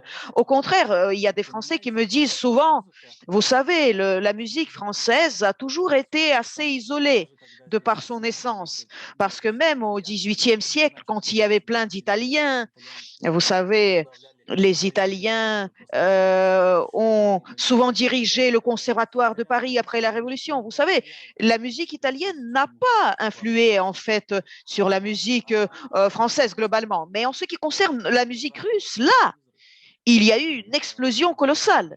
Vous savez comment les Français ont réagi à Moussorgsky, à Borodine, etc. Comment Ravel et Debussy ont été ébahis par cette musique russe, profondément russe, par son naissance, ses intonations. Et la vidéo où vous avez montré, j'ai abordé le thème du langage. Et je dois dire que le langage musical influe beaucoup sur la manière dont nous percevons les sons. Et on pense à cette russité en termes de langage, mais cet échange entre la culture française et russe, c'est fait justement au niveau musical et c'est assez unique pour la France. Donc la France, pour quelqu'un qui vient de Russie, c'est un pays unique parce que ici tout le monde se souvient de cela. En tout cas, toutes ces personnes qui ont de la culture, qui ont cette mémoire culturelle et qui respectent énormément la musique russe. Et la musique russe continue d'influer, d'avoir son influence ici. Donc, je me solidarise avec ce qui a été dit, mais j'affronte parfois le contraire. On me dit, ah ben lui, il sait comment interpréter Tchaïkovski, lui, il le sait, nous, non. Quand on dit quelqu'un qui est russe, on dit, ah, cette personne, elle sait, elle, interpréter Tchaïkovski. Vous savez, il y a nos pianistes, nos musiciens qui ont du succès ici. Et cette question n'est pas facile, hein. Mais voilà, alors... Si vous me permettez, je voudrais juste faire une annonce technique. Malheureusement, on ne peut pas parler plus de 2 heures selon quelques raisons objectives. Donc, je ne vous appelle pas à terminer tout de suite notre discussion. J'adore cette discussion qu'on a, mais je voudrais revenir au dialogue avec nos spectateurs et peut-être poser quelques questions de leur part et lire quelques commentaires. Eva Banashevich demande de poser la question suivante, adressée au peintre. Où est-ce qu'il est plus facile de trouver une galerie pour exposer, en France ou en Russie? Je peux répondre, ça dépend de l'artiste, mais je pense que ce n'est pas si difficile que ça. On peut trouver des galeries en Russie et en France, ça dépend du type de galerie. Bien sûr, en Russie, il y a moins de concurrence entre artistes parce que la qualité est différente. On n'a pas 5 institutions qui forment tous les ans 50, 60 artistes. On a des ateliers libres, l'école de Rodchenko, de base, et on a d'autres écoles, et on a aussi des départements d'art moderne contemporain qui apparaissent au sein de différentes universités, mais ce n'est pas le même système qu'en France ou dans d'autres pays d'Europe. Donc là, peut-être en France, en Europe, la qualité de travail est un peu meilleure. Donc en Russie, c'est plus facile, me semble-t-il. C'est très russe, c'est de la camaraderie. Vous voyez, moi, je ne suis pas tout à fait d'accord. Si je puis me permettre, j'ai l'impression que, bon, je suis galeriste et je peux dire que en Russie, il y a juste peu de galeries et en France, il y en a énormément. Et il y en a beaucoup actuellement, et il y en a toujours eu beaucoup. Et j'ai visité une exposition à Paris une fois qui était consacrée aux galeries ayant été ouvertes durant la Deuxième Guerre mondiale. Et il y en avait plus de 20. Mais en Russie, ce n'était pas du tout le cas à l'époque. Donc, c'est un marché très diversifié ici en France et très attractif pour les artistes, y compris pour les artistes russes. Et en Russie, vous savez, les galeries travaillent surtout avec des Russes, des artistes russes, à quelques exceptions près. Mais en France, on s'occupe de tous les peintres venant de différents pays. Si vous me permettez, je voudrais juste dire quelques mots pour répondre à la question précédente, parce que j'ai juste quelques considérations qui pourraient peut-être servir de point final par rapport à notre discussion concernant notre russité, ce que nous apporte de russe. Je vais contredire Nikita. On ne parle pas de boulot. On ne peut pas donc parler d'art russe en se basant sur cela. Je remplacerai les boulots par l'espace. C'est une des caractéristiques de l'art russe. Et de beaucoup de peintres, artistes qui travaillent avec des idées énormes, spacieuses, ces idées relatives à l'espace et au reflet de l'espace dans l'art. On peut trouver ça dans la musique, entre autres. Donc, c'est la neige, c'est des nez bleus.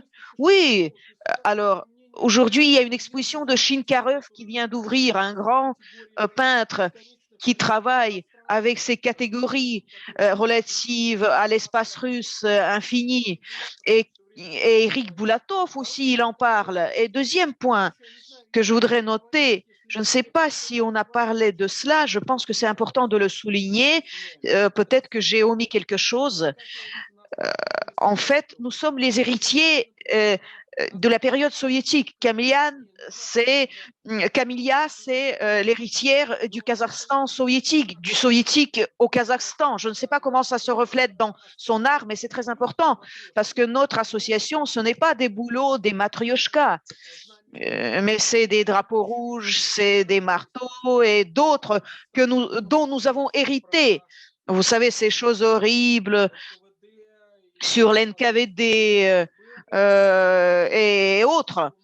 Tout ça, c'est une charge de cet héritage. Et un autre point, c'est ce que Boulatov a résumé dans ses textes sur le russe dans l'art. C'est notre capacité de compatir, d'empathie, notre capacité d'interaction, une perception très personnelle de beaucoup de choses. On a parlé de Dostoïevski et sa littérature en est imprégnée. C'est ce qui réunit les projets russes et soviétiques malgré beaucoup de contradictions. Nikita, on va donc essayer de terminer. Et un commentaire intéressant qui nous est arrivé, Ekaterina Zhukova dit il est bizarre de dire qu'en Russie, il n'y a que l'école de Rodchenko et les ateliers libres en Russie comme institution. Non, c'est moi qui l'ai dit, mais j'avais en vue la formation en matière d'art contemporain et en matière de théorie dans le domaine de l'art contemporain. Toutes les institutions de formation que je connais, l'art contemporain se termine avec l'impressionnisme, que je sache. Peut-être que quelque chose a changé, je ne sais pas. Peut-être il y a autre chose. Hein. Je m'adresse à Daria, qui prend la parole. Daria, aujourd'hui, a ouvert une exposition nouvelle dans une galerie d'art à Paris. Donc, c'est elle qui a le plus d'expérience. Je voudrais qu'elle dise juste quelques mots sur son exposition. Cette exposition, oui, ça se trouve dans le 4e arrondissement, au Marais. Donc, voilà cette exposition. Suivez nos informations sur Facebook et je voudrais ajouter un thème concernant la russité et comment la Russie est perçue ici en termes culturels. Je voudrais juste dire soutenir Nikita Sorokin parce que moi, mon point de vue personnel, ce à quoi je suis confrontée ici, ça fait 11 ans que je suis en France et j'y suis de manière permanente. Je suis plus âgée que nos participants plus jeunes. Et je voudrais dire ceci, tout dépend de ceux avec qui vous communiquez, parce que quand je communique avec des gens plus âgés, pas ceux avec qui on boit un coup dans un café, quand je dis le mot Russie, tout le monde ouvre grand les yeux et dit « Ah, la Russie !» Mais c'est Dostoïevski, c'est Bounine. Et en français, il commence à citer la littérature russe. Il commence à me parler de compositeurs, de Chaliapine et toute cette culture. Je ne parle même pas de l'avant-garde russe. Tout le monde connaît Malevich, Kandinsky, tout français avec un bon niveau de culture. Et ils savent très bien cela. Alors, encore une fois, ce sujet m'intéresse beaucoup et j'ai dit le mot exotisme, exotisation. Est-ce que vous dites, oui, c'est vrai, c'est ce dont je parle. Oui, je vois ça de manière positive. Bien sûr, la Russie est perçue, comme l'a dit Nikita, comme quelque chose faisant référence au balalaïka, etc. Mais quand on me voit en Russie, dans la rue, on me parle de Russie et cette russité, elle se sent dans notre art et c'est notre côté fort. Et moi, j'ai gagné 4 concours en 2 ans ici. 300 Français ont participé à, à cette exposition à Blois, et Château de la Loire, et j'ai gagné le Grand Prix. Et on m'a expliqué, vous savez, nous les Russes, on a l'enseignement classique et l'enseignement contemporain. Et donc, on m'a dit, vous les Russes, vous pouvez associer ça, l'art contemporain, l'art classique, et la Russie, la France. Nous avons des sources profondes et nous sommes profondément imbriqués. Et pour un Russe, pour un homme éduqué, toujours cet homme sera bien vu ici. Je suis fière d'être russe, je le dis toujours, et même mon aspect témoigne de cela. Et toujours, les Russes sont bien perçus et respectés. Je voudrais dire aux jeunes artistes, ne vous désespérez pas, parce que quand vous rencontrez des jeunes de 20, 25 ans, 30 ans, ils veulent vous taquiner, parfois vous provoquer, mais en fait, ce n'est pas ça. La Russie est grande. La Russie, c'est une grande culture et la France a toujours respecté ça. Et nous aussi, nous respectons la France parce que nous aussi, nous sommes en France comme parce que c'est un centre culturel. Je voudrais terminer par cela. Je voudrais peut-être donner à Kirill Nikolaevich la parole avant de terminer. Oui, chers amis, merci. C'est une très bonne discussion, un beau dialogue. Et je voudrais juste exprimer mon désaccord avec il y a 50 ans, il y a visité donc la Russie. Beaucoup de choses ont changé dans l'enseignement. Tout le monde a oublié l'impressionnisme, je pense. Ça fait longtemps que je n'ai pas entendu ce mot. Et donc, je respecte les institutions de formation complémentaire, mais même tout en les respectant, on doit quand même promouvoir le pluralisme, comme en Italie, en Florence. Il y a l'Académie florentine des beaux-arts où on peut trouver de tout. Et les traditions, l'art classique et d'autres courants créatifs, très créatifs, et de nouvelles écoles. Donc, je ne ferai pas cette distinction. Je voudrais promouvoir l'unification de tous les efforts et c'était intéressant d'écouter d'écouter ce récit sur cette vie de galerie en France. Oui, ça existe, c'est un fait, mais il ne s'agit même pas de galeries, d'institutions qui forment des artistes. Il s'agit de ce marché artistique qui s'est formé pendant des siècles.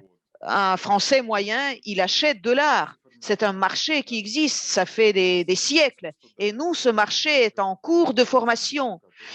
Chez nous, l'art est accessible à ceux qui ont des moyens. Et il n'y a pas longtemps, on a des expérimentations qui visent l'accessibilité de l'art, surtout en temps de pandémie. Et donc, en fait, c'est une question de sociologie. Nous sommes différents, nous convergeons, nous allons les uns vers les autres. Il y a des similitudes, il y a des différences. Et en fait, le dialogue, notre dialogue a réussi. Merci pour votre attention. Merci Kirill. Et je voudrais donc passer la parole à Madame Kamishnikova. Oui, j'interviens toujours au dernier moment. C'est lors de ces rencontres en ligne. C'est clair. Je soutiens les deux.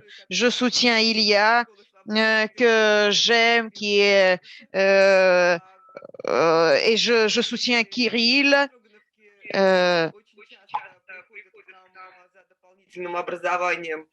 Ровно потому, что вот уже, по-моему, Даша Суровцева как раз... Je crois que Daria Surovtseva a déjà dit que cette combinaison de l'école académique qui, malgré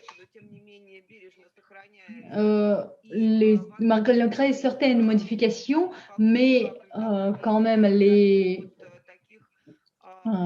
occasions qui sont toujours là, qui sont maintenues de la formation en continu ou formation complémentaire. Je crois qu'il n'y a pas de contradiction du tout et selon mon expérience personnelle,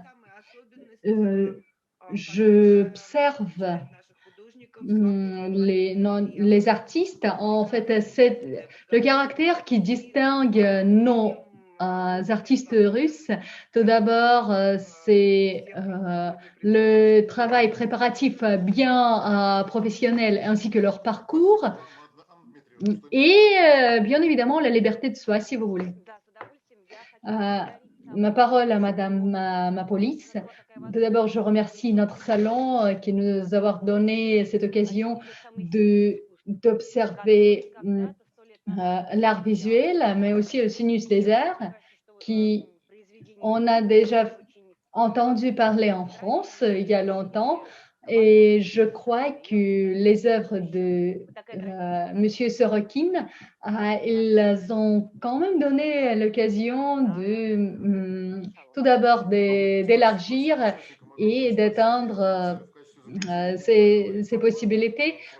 Puis pour clôturer notre salon, je ne veux pas dire des phrases pathétiques, si vous voulez, mais quand même, je tiens à souligner deux éléments. Tout d'abord, est-ce que l'heure du début du forum comme ça est convenable pour Moscou? Et deuxième élément, est-ce qu'il nous faut mettre la priorité, si vous voulez, pendant ce salon Grand Prix, premier prix, deuxième prix, troisième prix, parce que récemment, nous avons organisé une exposition pour les enfants qui était exposition concours et M. Tsereteli nous a donné un conseil que non, pour les enfants, il ne faut pas quand même distinguer l'un ou l'autre. Comment pensez-vous? Qu'est-ce qui est mieux? Vous voyez, ça dépend du nombre des participants. Quand même, s'il y a plus de 10 participants, peut-être un élément de concours, un élément compétitif est bien important. Et comme on vient de commencer, c'est notre première tentative. Donc, après, pour les prochaines fois, peut-être on pourrait ajouter ces éléments compétitifs. Oui. Et en fait, si vous voulez, l'étude de Marx est bien correcte parce qu'elle est bien correcte. Vous voyez, mais nous sommes juste des matérialistes pragmatiques, si vous voulez. Merci beaucoup de cette soirée. Merci à vous tous les participants, merci à vous tous les membres de jury.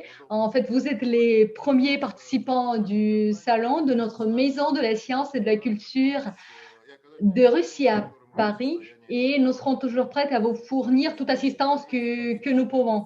Merci beaucoup, à la prochaine. Merci, au revoir. Au revoir, merci beaucoup. Au revoir.